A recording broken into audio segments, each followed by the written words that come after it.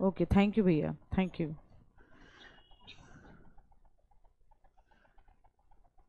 Cut कर दो भैया आप अपनी तरफ से फोन। ठीक ठीक।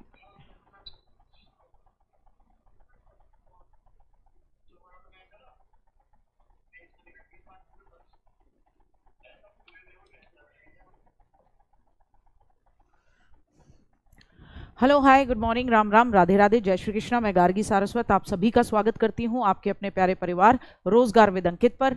और उम्मीद करती हूँ कि आप सब लोग एकदम बढ़िया होंगे। गुड मॉर्निंग बेटा जी, ऋषु, भारती, मैं एकदम ठीक हूँ बेटा जी।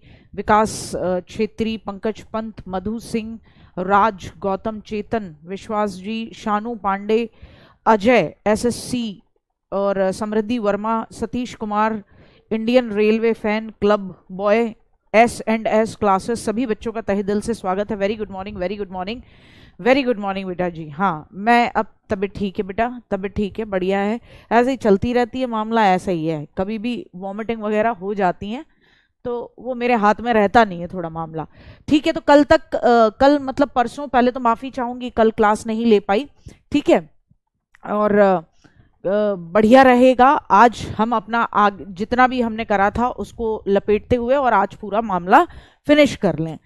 तो हम लोगों ने समझा था कि भैया ये जर्नी कैसे चली, ये कैसे हमने कॉन्स्टिट्यूशन की पूरे वर्ल्ड में बात हुई, कॉन्स्टिट्यूशन की यानी संविधान की ज़रूरत क्यों होती है, ये भी समझा कि ज़रूरत इसलिए होती है कि हर चीज़ रिटन में रहेगी, लिखित में रहेगी, तो फिर सारे काम सब अपने अपने तरीके से सही ढंग से करते रहेंगे।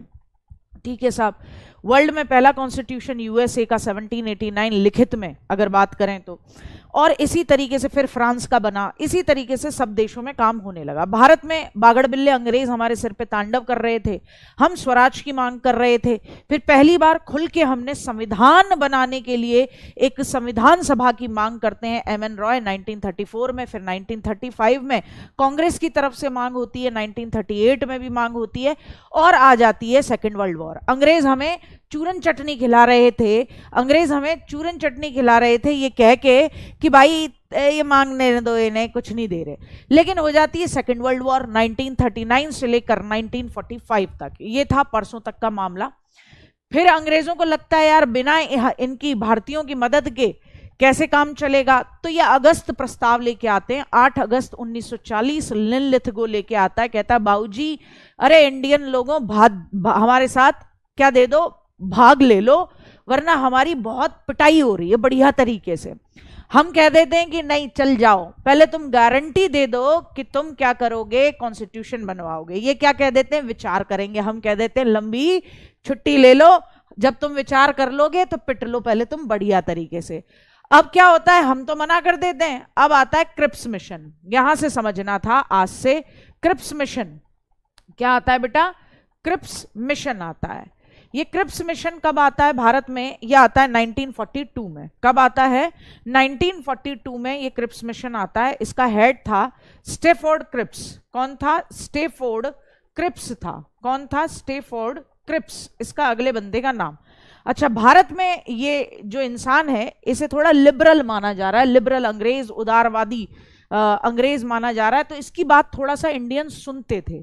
तो ये आया, इसने रिक्वेस्ट करी कि यार देखो भाई हमारी मदद कर दो। क्यों, क्योंकि जापान छोटा सा देश इधर दक्षिण पूर्वी एशिया में, यानी कि आपके साउथ ईस्टर्न एशिया में ब्रिटेन के जितने भी कॉलोनियल कंट्री थी सबको कब्जे में कर रहा है। अब इनको लग रहा है कि जापान यहां तक भी आ जाएगा, भारत तक भी आ जाएगा, तो एकदम चरणों में गिर गए हैं अंग्रेज। कह रहे हैं हमारी कर दो भैया मदद सेकेंड वर्ल्ड वॉर में, ठीक है ना। तो यहां लिखेंगे कारण क्या था, रीजन क्या था, ये एकदम ऐसे चरणों में क्यों गिरे जा रहे हैं हमारे। तो कारण क्या था कि ये जो जापान है, जापान ने दक्षिण पूर्वी एशिया यानी साउथ ईस्टर्न एशिया के, दक्षिण पूर्वी एशिया यानी साउथ ईस्टर्न एशिया जो है, ईस्टर्न एशिया जो है आपका, दक्षिण पूर्वी एशिया के अंदर जितने भी ब्रिटिश औपनिवेश थे, औपनिवेश यानी कि कॉलोनीज जो थी अंग्रेजों की, कॉलोनीज को कंट्रोल कर लिया। कॉलोनीज पर क्या कर लिया, कब्जा कर लिया। क्या कर लिया? कब्जा कर लिया। अच्छा, अच्छी हैंडराइटिंग में पीडीएफ मिल जा रही है तो कोई दिक्कत ही नहीं है इसमें, है ना। तो हैंडराइटिंग थोड़ी सी ऐसी रहेगी बेटा, इसके साथ कॉम्प्रोमाइज करना पड़ेगा। बेटा कल मेरी तबीयत ठीक नहीं थी अरुणपाल जी, इसलिए कल क्लास हो नहीं पाई थी। जस्ट 8 बजे मैं जब सब कुछ तैयार करके बैठी थी तभी मेरी हालत एकदम गड़बड़ा गई, गर्मी की वजह से था। हाँ, आपकी पॉलिटी के लिए ही मैंने बैच लिया है। हाँ, ये भी देख लिया, मैंने देख लिया। लेट्स लर्न फ्रॉम एवरीवेयर, बहुत अच्छी बात है। फुनसुक वांगड़ू मेरे, let's learn from everywhere, Phunsukh Wangdu. हाँ, क्या पूछ रहे हैं? एक बच्चा कुछ पूछ रहा है, 2 मिनट देखूं मैं।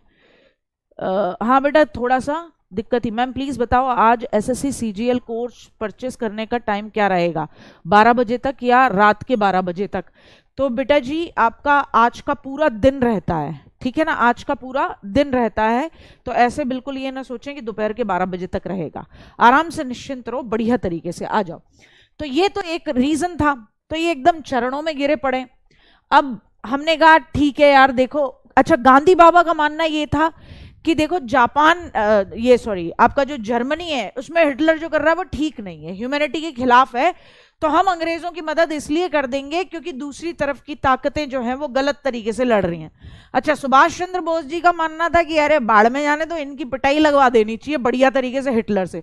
तो आपको पता होगा अच्छी तरीके से बोस साहब मिलने भी जाते हैं हिटलर से, है ना। वो किस्सा सुना होगा, हिटलर आता है पहले किसी और को भेजता है और बोस साहब ऐसे कह देते हैं हटाओ इसको, ये हिटलर नहीं है। वो अपने मतलब जिसकी शक्लें बिल्कुल हिटलर से, हिटलर को कभी बोस साहब ने भी नहीं देखा था, तो जिनकी शक्लें हिटलर से मिलती थी बिल्कुल भेजते हैं। फिर एंड में हिटलर आता है, हाथ मिलाते कह देते तू ये हिटलर।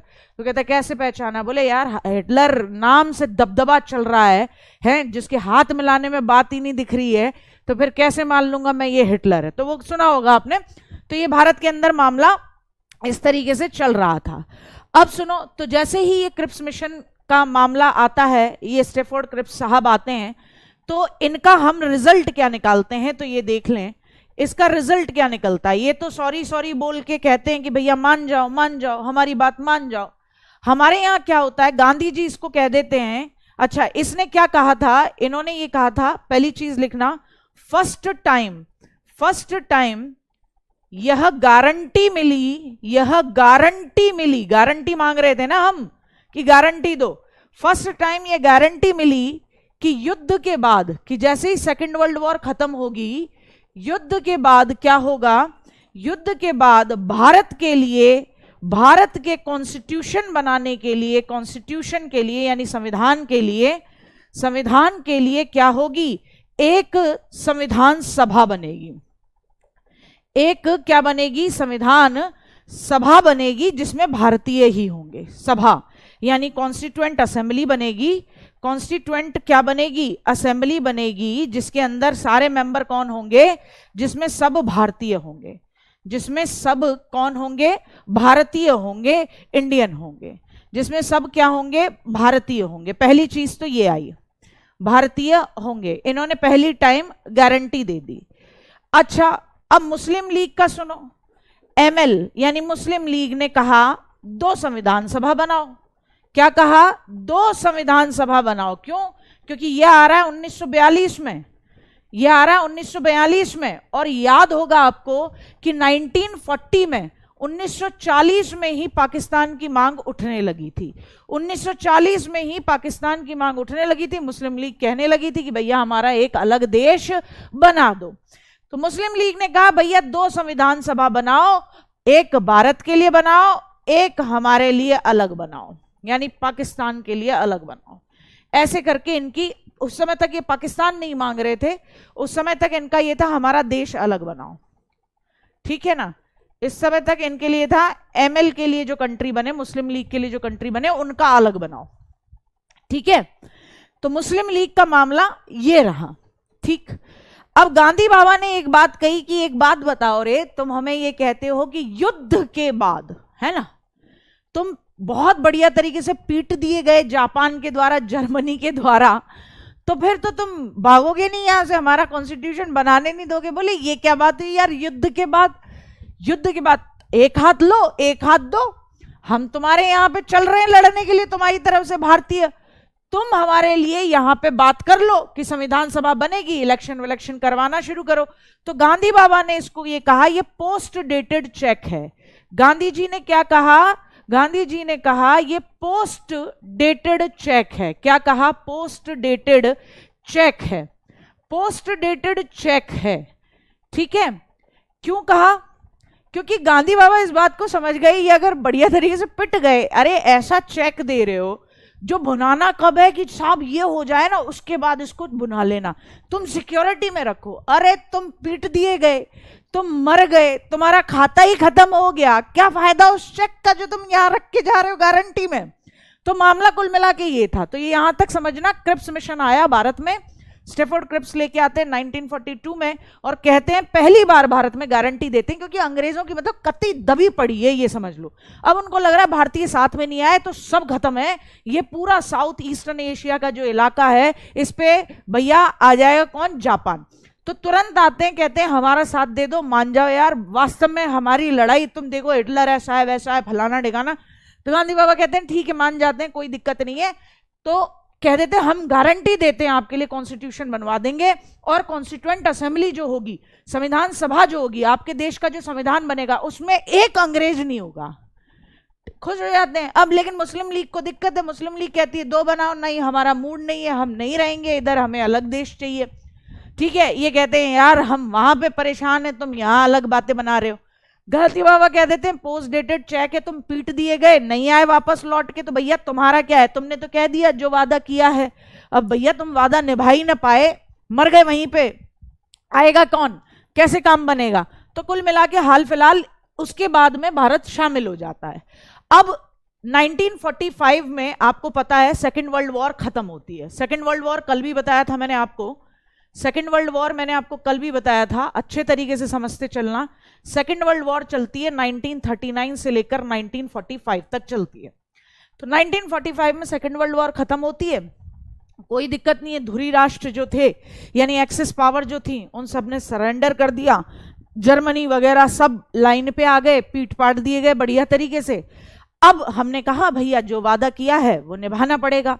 अब अंग्रेज कह रहे हैं यार निभाना तो पड़ेगा, और जितना लूटना था लूट भी लिया भारतीयों को, तो एक काम करो अब इनका संविधान बनवा दो। तो बेटा भारत के अंदर सेकेंड वर्ल्ड वॉर के बाद कौन आता है? कैबिनेट मिशन आता है। कौन आता है? कैबिनेट मिशन आता है। कैबिनेट मिशन हेडिंग क्या डलेगी? अब डलेगी हेडिंग कैबिनेट मिशन डलेगी। क्या डलेगी? हेडिंग कैबिनेट मिशन डलेगी। अब ये कैबिनेट मिशन बेटा भारत में आता है 24 मार्च 1946 में। सेकेंड वर्ल्ड वॉर खत्म हो गई है, इनने हमसे वादा किया था, अब वो वादा कितना ये निभाएंगे ये हमें देखना है। 24 मार्च 1946 को भारत में आया और 16 मई 1946 को इसने अपनी योजना जो थी, जो प्लानिंग जो थी, अपनी सिफारिश जो थी, अनुशंसा जो थी, उसे सबके सामने प्रस्तुत किया। तो लिखेंगे योजना को या प्लानिंग को, कुछ भी कह लो बेटा जी, जो इन्होंने प्लान बनाया था भारत के लिए को प्रस्तुत किया। अनुशंसा को क्या किया? प्रस्तुत किया कि देखो हम ऐसे मामला बना रहे हैं कि तुम्हारी जो असेंबली होगी वो ऐसे काम करेगी। तो क्या था बेटा जी इस प्लानिंग में, कैबिनेट मिशन की में मेंबर्स कौन थे? पहले तो ये याद रखेंगे 3 मेंबर्स थे इस कैबिनेट मिशन के अंदर। 3 मेंबर्स कौन कौन बेटा जी? एक थे पेंथिक लॉरेंस, एक कौन थे? पेंथिक लॉरेंस। पेंथिक लॉरेंस थे। ये उस समय कौन थे? भारत सचिव, इंडियन सेक्रेटरीट थे उस समय। ये उस समय भारत सचिव के पद पर काम कर रहे थे।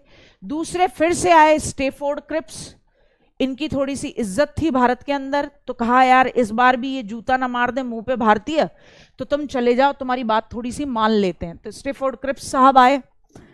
और तीसरे थे एवी अलेक्जेंडर। कौन थे? एवी अलेक्जेंडर। नाम पूछे जाते हैं, एवी अलेक्जेंडर नाम पूछे जाते हैं, वेरी इंपॉर्टेंट मारिएगा और यहां पर नाम याद कर लीजिएगा। कौन कौन? मेरे साथ बोलेंगे, मेरे साथ बोलेंगे। पेंथिक लॉरेंस भारत सचिव, स्टैफोर्ड क्रिप्स वापस आए, इनकी थोड़ी इज्जत थी, इंडियन मानते थे कि थोड़ा लिबरल अंग्रेज है, हमारी बात सुनता है, उधर अंग्रेजों को भी लगता था इनकी बात सुन लेते हैं। सेकेंड वर्ल्ड वॉर में भाग ले लिए इन्हीं के कहने पे। तो इन्हें भेजा गया। एवी अलेक्जेंडर जो नेवी के प्रमुख थे, ये भेजे गए। ठीक बेटा जी। अच्छा, अब जब कैबिनेट मिशन आता है तो कैबिनेट मिशन ने क्या क्या बातें रखी, तो देखेंगे क्या क्या बातें रखी। सबसे पहले कैबिनेट मिशन ने कहा कि भारत की जो संविधान सभा होगी, भारत की जो क्या होगी बेटा जी, संविधान सभा में कितने मेंबर होंगे? 389 मेंबर्स होंगे। कितने मेंबर्स बोले? 389 मेंबर्स होंगे। अब बात यह आती है कि 389 मेंबर्स कैसे निकाले, ये कौन सा आंकड़ा था, किस बेसिस पे निकाला गया? क्या पर्ची मतलब जो चोर पर्ची खेलते हैं ऐसे पर्ची खेली गई थी? 360, 370, 380 और 389, उनमें से 389 निकल गए, बोले 389 होंगे? नहीं, इसके पीछे रीजन था कि इंडिया की कॉन्स्टिट्यूएंट असेंबली में 389 मेंबर होंगे। इस 389 का आंकड़ा ये लगाया गया, 389 का आंकड़ा ये लगाया गया कि भाई हर राज्य में हर 10 लाख लिखेंगे, हर 10 लाख की, हर 10 लाख की जनसंख्या पर, हर 10 लाख की जनसंख्या पर एक प्रतिनिधि यानी कि एक रिप्रेजेंटेटिव चुना जाएगा। एक रिप्रेजेंटेटिव चुना जाएगा। एक रिप्रेजेंटेटिव क्या किया जाएगा? चुना जाएगा। मेरी बात फिर से समझिएगा बेटा जी। उस समय भारत की जनसंख्या थी 39 करोड़। कितनी थी? 39 करोड़। तो कहा गया 10 लाख की जनसंख्या पर एक रिप्रेजेंटेटिव, 20 लाख पर 2 रिप्रेजेंटेटिव, 30 पे 4, 40 पे 30 पे 3, 40 पे 4, 50 लाख पे कितने? 1, और 1 करोड़ पे कितने हो गए? 10। तो इस तरीके से करके मामला बनाते बनाते बनाते बनाते कहा गया कि भारत की जो कॉन्स्टिट्यूएंट असेंबली होंगी उसके अंदर 389 मेंबर होंगे। भारत की जनसंख्या उस समय पे 39 करोड़ के करीब थी। CHL के नोट्स हैं मैम, नोट्स बनाए बेटा, उसमें कुछ चीजें ऐड करते चलो जो तुम्हें लगे। ठीक है, तो क्या कहा? हर 10 लाख की पॉपुलेशन पे कितने रिप्रेजेंटेटिव? 1 रिप्रेजेंटेटिव चुना जाएगा। तो आप इसे यहां इंग्लिश वाले जो कह रहे हैं वो ये लिख लें, on every 10 lakh 1 representative will be chosen. 1 representative will be chosen. 1 representative will be chosen. ठीक है, ये कहा गया, ये बात हो गई। ठीक है, कोई दिक्कत नहीं है, राजी हो गए। अब मुस्लिम लीग जो ये कह रही थी कि 2 कॉन्स्टिट्यूशन बनाओ, 2 कॉन्स्टिट्यूएंट असेंबली बनवाओ, मुस्लिम लीग को इन्होंने समझाया कि देखो यार लाला, 2 कॉन्स्टिट्यूएंट असेंबली तो बनेंगी नहीं। तो मुस्लिम लीग की ये जो 2 कॉन्स्टिट्यूएंट असेंबली की मांग थी उसको इन्होंने सिरे से खारिज कर दिया। लेकिन बहुत हद तक मुस्लिम लीग को मना लिया। अब कैसे मनाया वो आपके जानने का कोई लॉजिक नहीं है। इनको कह दिया, समझा दिया, बुझा दिया कि देखो परेशान न हो, हाँ लेकिन अलग से तुम्हारे लिए कोई कॉन्स्टिट्यूएंट असेंबली नहीं बनने वाली है, यही एक संविधान सभा होगी, यही सबका संविधान बनेगा। ठीक है बेटा जी, ये मामला हो गया। अब होते हैं इलेक्शन। क्या होते हैं? क्योंकि याद रखना मुस्लिम लीग राजी हो गई है, इनकी बात में आ गई है। क्रिप्स मिशन के समय पे मुस्लिम लीग शुरू से ही कह रही थी हमें 2 कॉन्स्टिट्यूएंट असेंबली बनवा के दो, हमारा देश अलग बनेगा। इन्होंने समझा बुझा दिया है, थोड़ा बरनी में डाल दिया है मुस्लिम लीग को, कह दिया है देखो यार 2 कॉन्स्टिट्यूएंट असेंबली तो बननी नहीं है। ठीक है, मुस्लिम लीग मान गई है। अब इलेक्शन होते हैं बेटा जी, इलेक्शन होते हैं जुलाई 1946 में इलेक्शन हुए। हमने पहले ही पता लगा लिया, ये डिसाइड कर लिया था कि भैया कि 10 लाख की जनसंख्या से एक व्यक्ति चुना जाएगा। इस तरीके से पूरे भारत को रिप्रेजेंट करते हुए एक कॉन्स्टिट्यूएंट असेंबली, संविधान सभा बनेगी और वो संविधान सभा क्या करेगी? भारत के लिए संविधान बनाएगी। ये बात क्लियर थी, मुस्लिम लीग बरनी में भर ली है। ठीक है, इलेक्शन होते हैं जुलाई 1946 में। रिजल्ट आता है बेटा, रिजल्ट आता है अक्टूबर से लेकर नवंबर तक आता रहता है, 1946 तक आता है रिजल्ट आता है। अच्छा, ये इलेक्शन होते कैसे हैं? यहां से क्वेश्चन बना है आपका, मेंस में बना है, CGL मेंस में, कि इंडियन कॉन्स्टिट्यूएंट असेंबली कैसी असेंबली थी? ऑप्शन ए पूरी तरीके से इलेक्टेड, ऑप्शन बी पूरी तरीके से nominated, option C partially elected and partially nominated, यानी आंशिक रूप से चुनी हुई और आंशिक रूप से क्या करी हुई, नॉमिनेट करी हुई। तो आपको राइट आंसर, और डी था कुछ भी मान लो, तो क्या आंसर होगा इसका जवाब देंगे। तो क्या आंसर होगा, नॉमिनेटेड थी, अच्छा, आंशिक रूप से चुनी हुई और आंशिक रूप से नॉमिनेट करी हुई, प्रस्तावित करी हुई। सी ऑप्शन होगा, डायरेक्ट और इनडायरेक्ट दोनों मामला था। अब ये समझना क्या था, कैसे था। इलेक्शन होते हैं बेटा जी, इलेक्शन होता है। अब इलेक्शन कैसे कराया जाता है ये देखो आप, पहली पॉइंट याद रखना, इलेक्शन होते हैं अप्रत्यक्ष। अप्रत्यक्ष यानी इनडायरेक्ट। कैसे होते हैं, इनडायरेक्ट। इनडायरेक्ट कैसे होते हैं, यानी भारत की आम जनता को वोट देने के लिए नहीं दिया जाता है। तो फिर चुने कैसे गए ये, तो ध्यान से सुने, ये ऐसे चुने गए कि एक तो होता है बेटा तुम्हारे कान में खुजली हो रही है, तुम ऐसे करो, यहां से खुजा लो यूं करके। एक होता है कि खुजली इस वाले कान में हो रही है लेकिन मैं ये वाला हाथ लेके आऊं और यूं करके यूं करके करूं, ठीक है ना। ये है डायरेक्ट, मेरा काम हो सकता था लेकिन मैंने ये कान घुमा के काम करा है, हाथ घुमा के काम करा है, इनडायरेक्ट। तो अप्रत्यक्ष कैसे होती है इसे ध्यान से समझना है, अच्छे तरीके से समझना है। अधिकतर बच्चा गड़बड़ा जाता है कि बेटा जी प्रांतीय असेंबली थी, प्रांतीय असेंबली के इंग्लिश में भी लिखा दूंगी, चुने हुए प्रतिनिधियों ने, प्रांतीय असेंबली के चुने हुए प्रतिनिधियों ने संविधान सभा के सदस्यों का चयन किया। इस बात को समझिएगा, 2 मिनट रुकिए। संविधान सभा के सदस्यों का चयन किया, सदस्यों का क्या किया, चयन किया। इसे आप इंग्लिश में लिख लें साथ में ही यहीं पे, the members of the constituent assembly, the members of the constituent assembly of the constituent assembly, the members of the constituent assembly were being elected by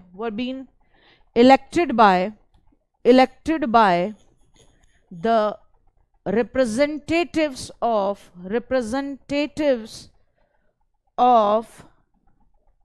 provincial assembly। अब ध्यान से समझिएगा ये क्या था। देखो बेटा जी बहुत ध्यान से समझना। उस समय भी भारत के अंदर कुछ राज्य बने हुए थे। उन राज्यों के अंदर जैसे आज राज्य हैं, हर राज्य में विधानसभा होती है जहां पर कानून बनता है, उसे आप असेंबली बोलते हो कि नहीं बोलते हो, कि विधानसभा में योगी महाराज जी ने कहा मिट्टी में मिला देंगे। तो क्या लिखा आता है इंग्लिश न्यूज़पेपर में, in the state assembly Yogi said that I will buried you, ठीक है, मिट्टी में मिला देंगे, बहुत चल रहा है आजकल।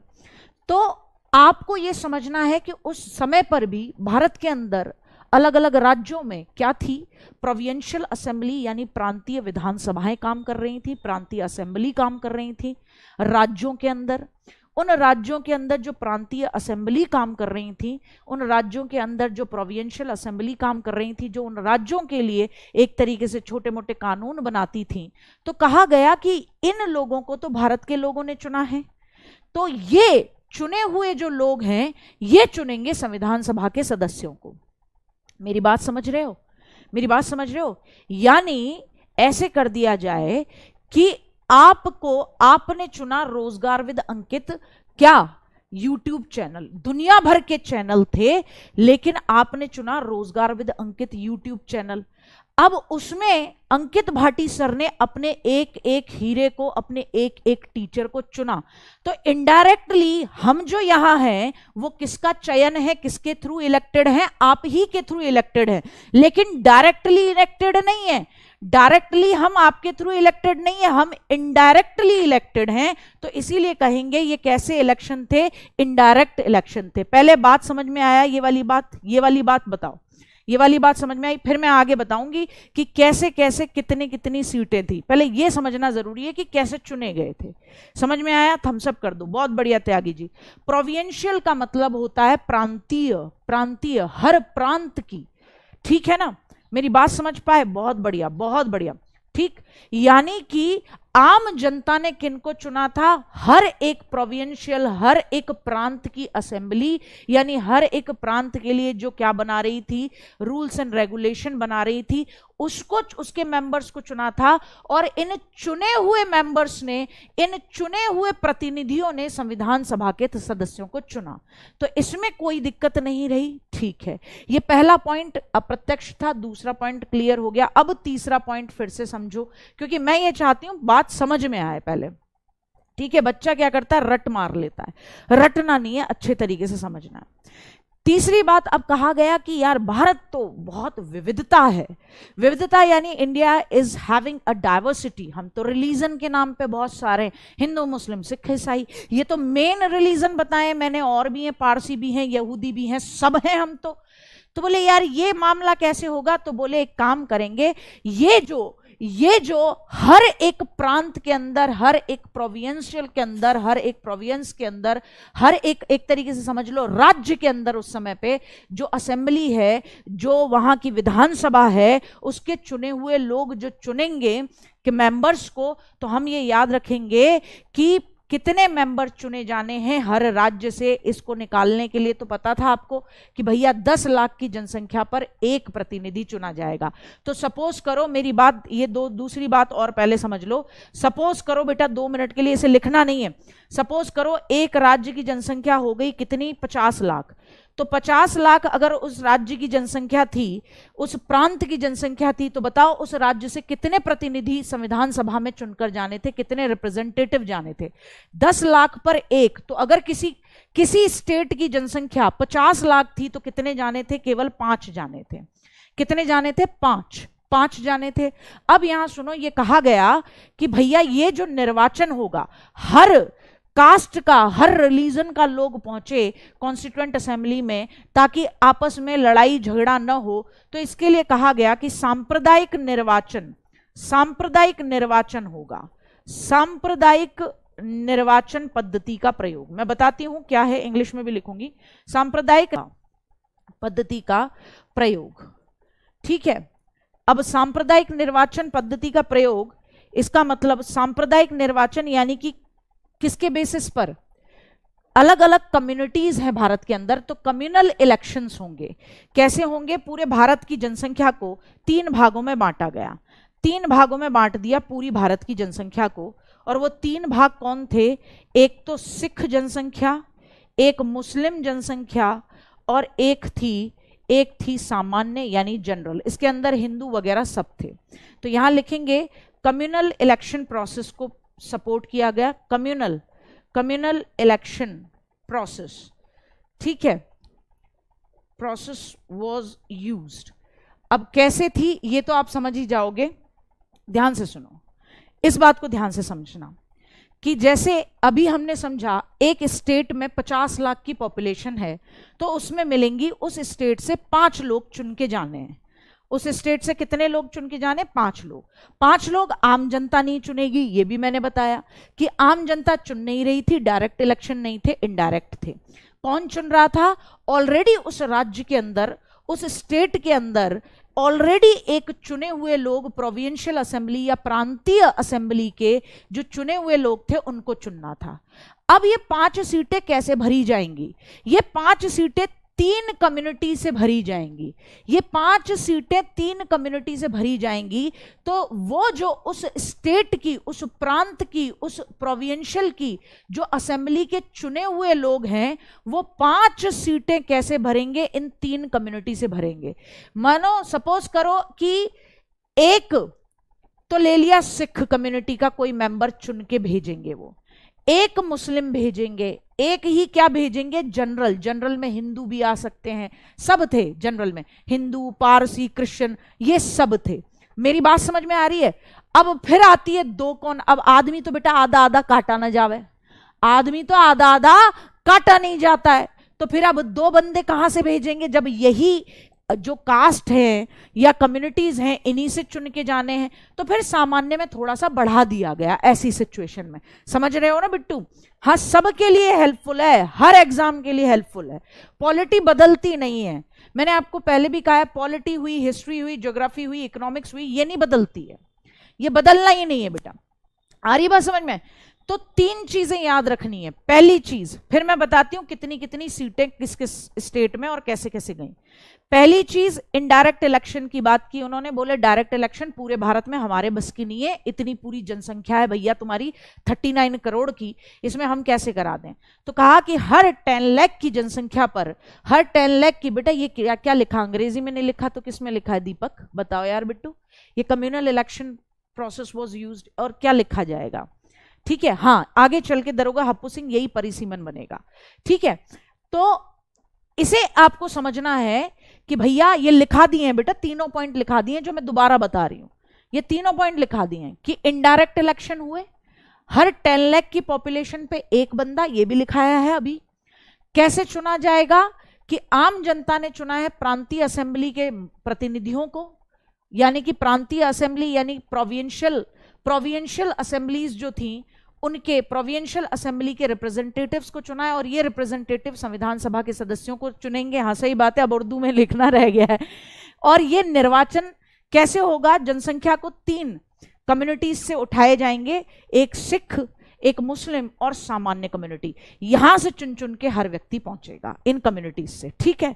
तो वो इन कम्युनिटीज के बेसिस पे चुनेंगे कौन, प्रांतीय असेंबली के यानी प्रोविंशियल इलेक्शन के मेंबर, ठीक। आगे बढ़े बेटा। कार्यकाल मैंने अनिकेत मैंने क्या कहा, कार्यकाल नहीं लिखाया, यही गलती करते हो आप, पहले फोकस करो। मैंने कहा 24 मार्च 1946 को आया, और अपनी प्रस्तुति कब देता है, रिपोर्ट कब दी, तो रिपोर्ट के बारे में बात करनी है, 16 मई 1946 को रिपोर्ट दी। हम बात कर रहे हैं रिपोर्ट कब देने की, कार्यकाल के बारे में हम बात कर ही नहीं रहे हैं, ठीक है। आ जाओ, अब बात करते हैं, इतना हो गया। अब देखो भाई 389 में सीट कैसे कैसे बटी, तो अब देखेंगे सीट कैसे बंटवारा किया गया। तो यहां गौर फरमाएंगे 389 सीट्स हैं बेटा जी। तो कहा गया 389 में से 296 सीट्स किसकी होंगी, ब्रिटिश प्रांत की, भारत के ब्रिटिश प्रांत की, और 93 सीट्स किसकी होंगी, देसी रियासतों की। देसी रियासतों की, देसी रियासतें यानी प्रिंसली स्टेट्स, यानी प्रिंसली स्टेट्स, यानी प्रिंसली स्टेट्स, प्रिंसली स्टेट्स यानी जहां राजा रजवाड़ों का राज चल रहा था, राजा रजवाड़ों का क्या था, राज चल रहा था, उनका अपना मुद्दा चलता था। तो कहा गया 93 सीट्स तो कहां से भरी जाएंगी, ये राजा रजवाड़े अपने तरीके से यहां से नॉमिनेट करके भेजेंगे। यहां से क्या करेंगे, नॉमिनेट करके भेजेंगे, जिसको इन्हें भेजना है संविधान सभा में उनके नाम ये प्रस्तावित करके भेजेंगे। यहां कोई इलेक्शन नहीं होंगे, यहां कोई इलेक्शन नहीं होंगे, लेकिन जो 296 सीट्स हैं किसकी, ब्रिटिश प्रांत की, यानी इंडियन ब्रिटिश प्रोविंसेस की, इंडियन ब्रिटिश प्रोविंसेस की, यानी भारत के अंदर वो एरिया जिनके ऊपर किनका, अंग्रेज बागड़ बिल्लों का पूरा राज है, अंग्रेज बागड़ बिल्लों का पूरा राज है। 296 सीट्स वहां से होंगी और यहां होंगे इलेक्शन।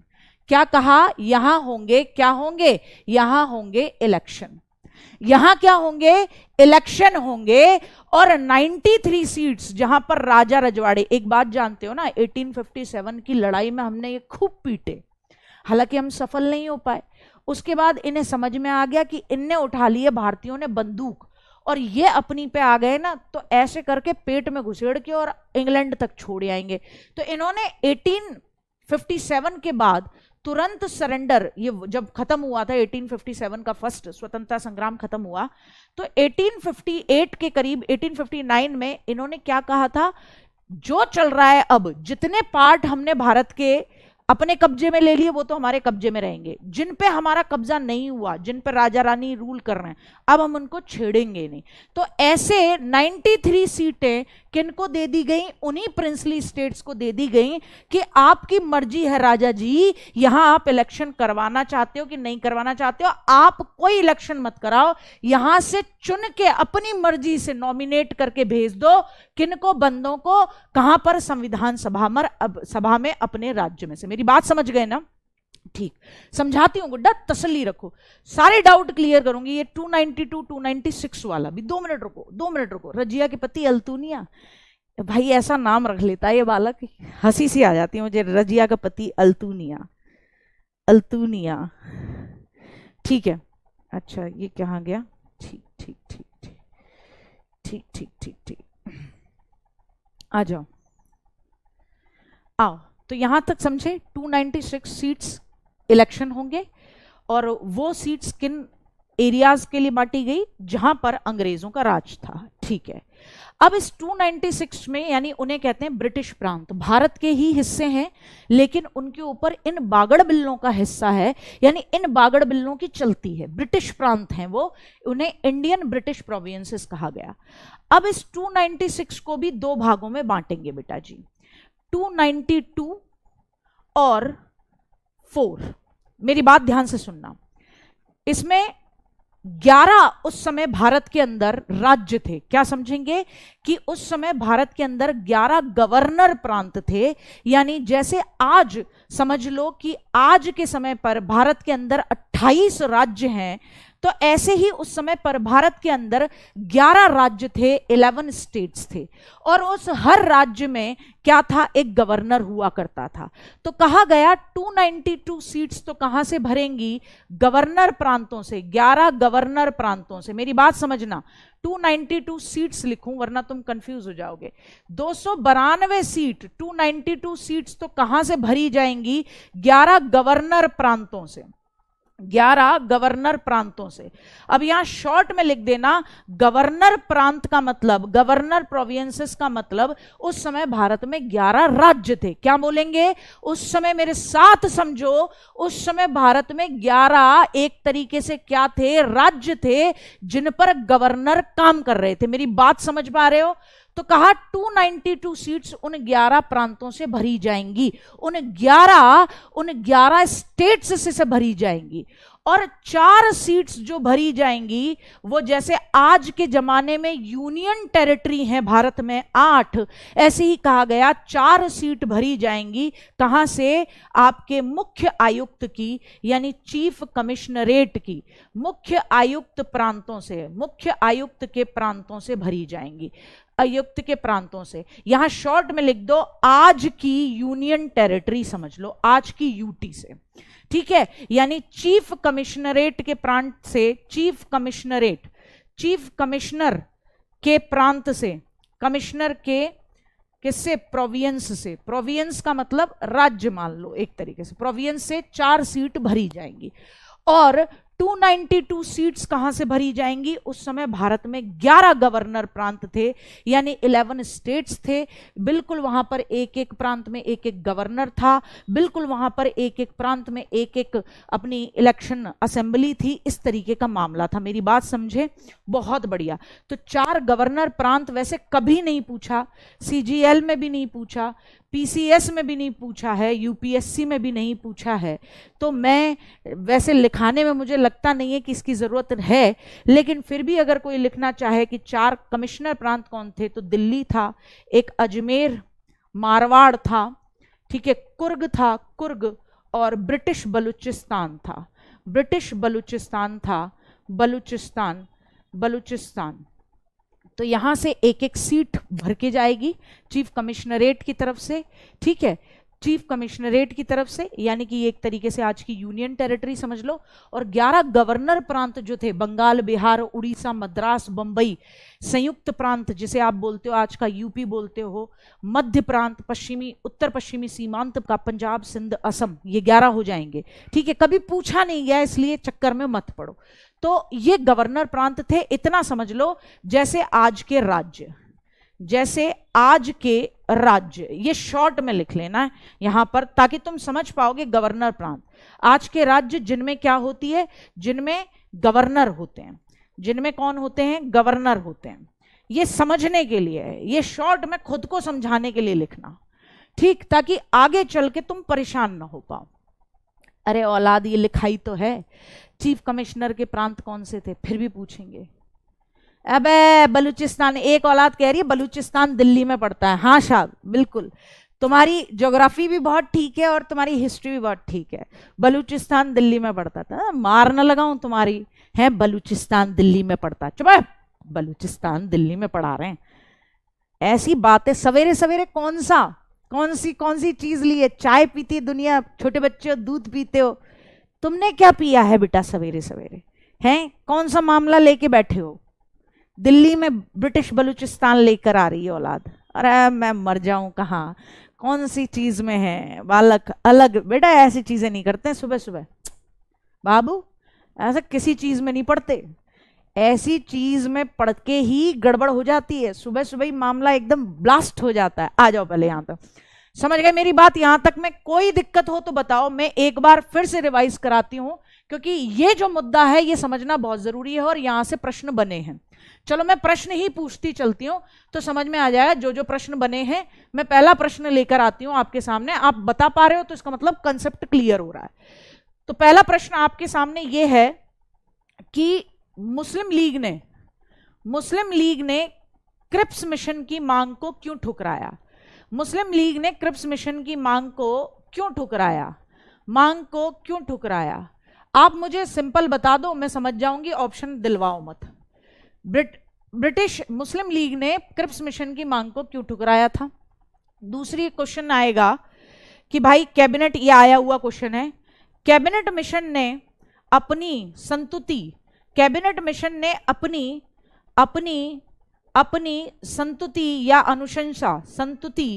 या अनुशंसा कह लो, या रिपोर्ट या अपनी सिफारिश कब प्रस्तुत की? अनुशंसा या रिपोर्ट कब प्रेजेंट की, कब दी? फटाफट से छापो जितनी देर में मैं लिख रही हूं, सिंपल आंसर दो मुझे। हाँ, वो अलग कॉन्स्टिट्यूशन की मांग कर रहे थे, बहुत बढ़िया। यहां बताओ कैबिनेट मिशन ने अपनी संतुति, अनुशंसा या अपनी रिपोर्ट कब प्रस्तुत की थी? 16 मई 1946। शाबाश, यहां तक समझ में आया, ठीक है। अच्छा, अब ये बताओ भारत की जो संविधान सभा थी, ये अभी अभी पूछा था, भारत की संविधान सभा क्या थी? ये आया हुआ प्रश्न है सीजीएल सेकेंड ईयर में। भारत की संविधान सभा क्या थी में ये पूछा गया था आपसे कि कैसी थी भैया। तो ऑप्शन ए था आंशिक रूप से निर्वाचित, पूर्ण निर्वाचित था, पूर्ण तरीके से निर्वाचित थी, पूरी तरीके से इलेक्टेड थी। बी था पूर्ण रूप से प्रस्तावित थी, यानी नॉमिनेटेड लोगों से भरी हुई थी। सी था आंशिक रूप से निर्वाचित, क्योंकि आपको पता है 296 सीट्स पे इलेक्शन हो रहे हैं। आंशिक रूप से यानी पार्शियली निर्वाचित थी, 296 निर्वाचित, आपको पता है 296 सीट्स पर इलेक्शन हुए। और आंशिक ही प्रस्तावित थी, आंशिक प्रस्तावित यानी पार्शियली नॉमिनेटेड, आंशिक नॉमिनेटेड थी, क्योंकि आप जानते हो देसी रियासतों से राजा रजवाड़ों को कह दिया 93 सीट्स आप खुद भर लो, जिसको भेजना चाहो उसको भेज दो। तो सी ऑप्शन है, ये भी प्रश्न पूछा गया है, इसमें भी कोई दिक्कत नहीं होनी चाहिए। कितने, अब एक क्वेश्चन मैं पूछती हूं, लिखाऊंगी नहीं, जवाब देना है, बहुत फोकस होके सुनना है, तभी जवाब दे पाओगे। इस तरीके के क्वेश्चन को यहीं के यहीं निपटा पाओगे। तो पहला जो अब मैं बोल रही हूं उसको ध्यान से सुनना है कि भाई संविधान सभा के बारे में निम्न में से कौन सी बात सही नहीं है? Which one of the following is not true about the constituent assembly of India? पहला पॉइंट ये कहता है कि संविधान सभा ने अप्रत्यक्ष रूप से चुनाव करवाया, the constituent assemblies election were indirect. Option 2 कहता है, बी कहता है कि संविधान सभा के सदस्यों को प्रांतीय असेंबली यानी प्रोविंशियल असेंबली के चुने हुए प्रतिनिधियों ने चुना। ऑप्शन सी कहता है कि यह सामुदायिक निर्वाचन के आधार पर हुआ, ठीक है, यानी समुदाय कौन से डिसाइड किए गए थे? सिख, फिर मुस्लिम और सामान्य। और ऑप्शन डी कहता है आपका प्रत्येक यानी हर 10 लाख की जनसंख्या पर एक सीट डिसाइड कर दी गई। तो बताओ which one is not true, कौन सा सही नहीं है? अरे सुन तो रहे थे, यूं कह रहे हैं ऑप्शन भूल गए। कौन सा सही नहीं है? सारे ही सही थे, केवल उनने ध्यान से बताया जिन्होंने पूरा फोकस करा था। तुम ना तुम सुनते भी नहीं हो, औलादों तुम सब मामले में अलग हो, ठीक है ना, अलग ही मजे ले रहे हो, ठीक है, सारे ही सही थे, मैंने सारे ही सही बोले थे। आ जाओ, अब आगे बढ़ते हैं बेटा। ये तो रहा मामला, सब इलेक्शन विलेक्शन हो गए, वो भी आ गई, मतलब रिपोर्ट भी आ गई, इलेक्शन के बाद में रिजल्ट आ गए अक्टूबर नवंबर 1946 में। तो यहां लिखेंगे फर्स्ट बैठक कब हुई, फर्स्ट बैठक लिखेंगे संविधान सभा की पहली बैठक। तो यहाँ बहुत इंपॉर्टेंट बैठकें लिखानी है, संविधान सभा की बैठकें, संविधान सभा की बैठकें यानी सिटिंग, बैठकें यानी सीटिंग जिन्हें बोलते हैं ना, सीटिंग्स कब हुई, सीटिंग्स कब कब हुई। तो पहली बैठक याद रखना है बेटा जी, पहली बैठक याद रखना है कब हुई, तो याद रखेंगे 9 दिसंबर 1946 को ही। कब हुई? 9 दिसंबर 1946 को, 9 दिसंबर में हुई है गुड्डा, अक्टूबर नवंबर में तो रिजल्ट आया है मेरे बच्चे। तो कब हुई? 9 दिसंबर 1946 को हुई। इसमें अध्यक्ष कौन थे, इसमें आपके चेयरपर्सन कौन थे, तो याद रखना इसमें चेयरपर्सन रखे गए। चेयरपर्सन किनको बनाया गया, तो याद रखेंगे सच्चिदानंद सिन्हा को। किनको? सच्चिदानंद सिन्हा को। किनको बनाया गया? सच्चिदानंद सिन्हा। अब बिट्टू सच्चिदानंद सिन्हा को क्यों बनाया गया? क्योंकि ये जो बैठकें हुई भारत की संविधान सभा की, ये फ्रेंच परंपरा के अनुसार हुई। याद क्या रखेंगे? पहली बैठक जो हुई वो किसके बेसिस पे हुई? फ्रेंच परंपरा के अनुसार, फ्रेंच ट्रेडिशन के बेसिस पे। अब कहोगे फ्रेंच ट्रेडिशन क्या था? दारू वारू चलाई थी क्या वहां पे? फ्रेंच परंपरा यानी टोस्ट किया होगा, रम की बोतल लेके गए होंगे? नहीं, फ्रेंच परंपरा ये कहती है कि जब भी कोई मीटिंग होती है तो उसका सबसे सीनियर मोस्ट जो आदमी होता है उसको मेन पोजीशन दी जाती है। तो 9 दिसंबर 1946 को जब पहली बैठक हुई तो सबसे सीनियर मोस्ट कौन थे, सबसे बुजुर्ग कौन थे? सच्चिदानंद सिन्हा थे। तो फ्रेंच ट्रेडिशन के अकॉर्डिंग उनको क्या कह दिया? उनको कह दिया कि आप क्या बनोगे? आप बनोगे क्या? आप बनोगे अध्यक्ष। ठीक है, सच्चिदानंद सिन्हा जी को क्या बनाया गया? अध्यक्ष बनाया गया। लेकिन ये टेम्पररी था। ये क्या, कैसा अध्यक्ष बनाया गया? इन्हें टेम्पररी, अस्थाई अध्यक्ष बनाया गया। अस्थाई, पहले दिन बैठे हैं, बातचीत तो होगी, तो किसको बनाया जाए? इलेक्शन बाद में होगा, तो सबसे बुजुर्ग व्यक्ति को बना दिया गया। पहले दिन की बैठक में याद रखना 211 सदस्य थे। कितने लोगों ने भाग लिया? 211 सदस्य आउट ऑफ 389 मेंबर्स में से कितने लोगों ने भाग लिया था बेटा? तो याद रखना 211 लोगों ने भाग लिया था। और बात करेंगे कौन कौन भाग गया पहली ही बैठक में, तो लिख लेना मुस्लिम लीग व हैदराबाद ने भाग नहीं लिया। हैदराबाद देसी रियासत थी, हैदराबाद ने भाग नहीं लिया। मुस्लिम लीग ने कह दिया ना जी ना, ठीक है, हम तो इलेक्शन के बाद जो मामला रिजल्ट निकल के आया था, पहले यहां एक चीज और नोट करवा लेनी चाहिए थी मुझे, किधर गया बेटा? यहां पहली बैठक से पहले ना एक चीज लिख लो। यहां पहली बैठक से पहले एक चीज लिख लो, जो रिजल्ट हुआ उसका जो रिजल्ट आया वो था क्या? कि मुस्लिम लीग भाग गई, मुस्लिम लीग के एकदम ऐसे मिर्ची सी लग गई है। तो मिर्ची लगने का कारण नहीं जानोगे तब तक कैसे समझ में आएगा? तो यहां लिख लो बेटा रिजल्ट क्या रहा। रिजल्ट ये रहा था कि 296 सीट्स पे इलेक्शन हुए थे। आपको पता है 11 तो ब्रिटिश प्रांतों से हुए थे और 4 कमिश्नरेट की जगह थी, सीट थी, तो वहां से होने थे। यानी 292 सीट्स तो 11 स्टेट से भरी गई और 4 उस जमाने की यूनियन टेरिटरी से भरी गई। तो देखेंगे रिजल्ट क्या निकला। तो रिजल्ट में लिखेंगे कांग्रेस 296 सीट्स में से कितनी? 208 सीट ले गई। अब मुस्लिम लीग को कितनी मिली? तो याद रखेंगे मुस्लिम लीग को मिली थी 73 सीट्स। अब इनके पेट में हुआ दर्द, इनके पेट में हुआ भाई साहब बहुत जोर से दर्द। कैबिनेट मिशन ने इन्हें जो गुगली या जैसे भी बोतल में भरा था इन्हें, अब इन्हें लगने लगा यार हमारा काम कुछ होगा नहीं, क्योंकि कांग्रेस की देखो 208 सीट हैं 296 में से, और हमें कितनी मिली है? 73 सीट्स। तो बोले हम तो जीवन भर यहां भारत के अंदर तो विपक्ष में बैठे रह जाएंगे। तो मोहम्मद अली जिन्ना ने जैसे ही रिजल्ट निकला था, मांग बहुत तेजी के साथ में ही हाउ हाउ तौबा मचाना शुरू कर दिया था, बहुत जोरदारी से हाय तौबा मचानी शुरू कर दी थी। तो ये वाला मामला रहा था। इस तरीके से बड़ी समस्या रही। कुल मिला के राजी नहीं हुए, मुस्लिम लीग पहली ही मीटिंग में बग निकली। ठीक है, पहली ही बैठक में मुस्लिम लीग ने कह दिया ना जी ना, हम तो जा रहे हैं। साथ में हैदराबाद देसी रियासत थी जिसने भाग ही नहीं लिया, इसका दिल पाकिस्तान की तरफ ही धड़क रहा था। ठीक है, ये मामला समझ में आया, ये थी पहली बैठक, कोई दिक्कत, ये थी पहली बैठक, पहली बैठक समझ में आई। अब समझेंगे दूसरी बैठक, अब समझेंगे दूसरी बैठक, इसको एक बार अच्छे से जरूर समझना, फिर लिखेंगे सेकंड बैठक कब हुई, सेकंड बैठक कब हुई। तो बेटा जी याद रखना, सेकंड बैठक होती है जस्ट एक दिन छोड़ के ही हो जाती है, 11 दिसंबर को होती है, 11 दिसंबर 1946 को होती है। ठीक है, अब 11 दिसंबर 1946 को होती है, तो अब परमानेंट अध्यक्ष किसे बनाया जाता है, परमानेंट अध्यक्ष किसे बनाया गया, तो याद रखेंगे हमेशा पूछा जाता है, तो कहेंगे डॉक्टर राजेंद्र प्रसाद जी को। किनको, डॉक्टर राजेंद्र प्रसाद जी को क्या बनाया गया, परमानेंट अध्यक्ष बनाया गया। ठीक है, अब उपाध्यक्ष कौन थे, वाइस चेयरपर्सन कौन थे, उपाध्यक्ष कौन थे, उपाध्यक्ष या डिप्यूटी स्पीकर कौन थे, कुछ भी कह लीजिए, डिप्यूटी स्पीकर कौन थे, डिप्यूटी स्पीकर कौन थे, तो याद रखेंगे डिप्यूटी स्पीकर या उपाध्यक्ष के रूप में आप याद रखते हैं एच.सी. मुखर्जी। किनको, एच.सी. मुखर्जी।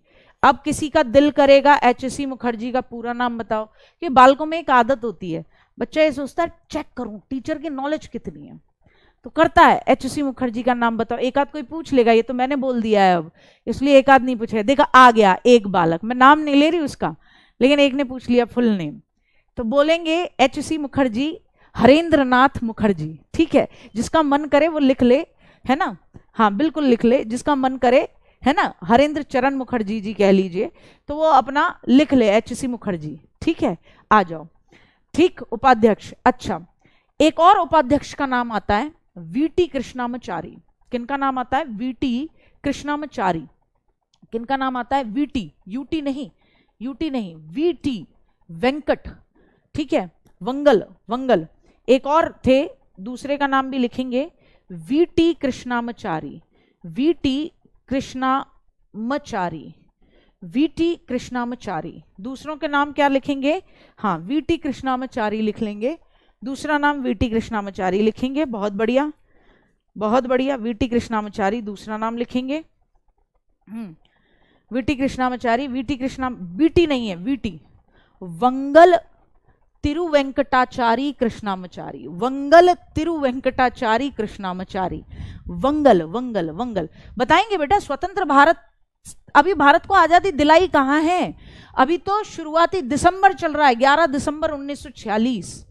अभी रुको, अभी रुको, अभी युद्ध होने दो, अभी मुस्लिम लीग का मुंह सड़ा है, मुस्लिम लीग भगी है, अब रिजल्ट निकलेगा कि क्या आएगा, भारत स्वतंत्रता अधिनियम। तो तसल्ली रखो, बिल्कुल सीक्वेंस में चलाऊंगी तो पढ़ते समय तुम्हें भी कहानी याद रहेगी, वरना तुम भी भाग जाओगे। वी.टी. कृष्णामाचारी याद रखना, वेंगल, वंगल कह लो, वेंगल भी लिखा रहता कई जगह किताबों पे, वंगल तिरुवेंकटाचारी कृष्णामाचारी। ठीक है, आ जाओ, आगे बढ़ जाओ।